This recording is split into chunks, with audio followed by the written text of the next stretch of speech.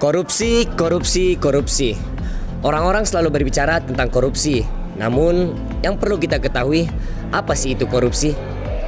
Membunuh, rakus, haram, kotor. Nah, korupsi sendiri adalah suatu tindakan yang dapat merugikan orang lain dan menguntungkan diri kita sendiri. Misalnya, ketika kalian membeli gorengan 3, namun hanya membayar 2 saja. Aduh, itu sangat merugikan penjualnya. Nah, ada juga nih salah satu contohnya dalam video berikut ini. Halo, Ma, kirimkan dulu uang untuk beli buku.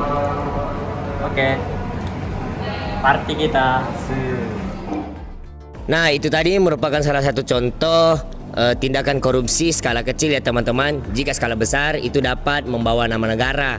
Namun sama saja, kedua hal itu tetap saja merugikan banyak pihak. Nah, maka dari itu, mulai dari sekarang kita jauhi korupsi dan mendirikan gerakan anti korupsi.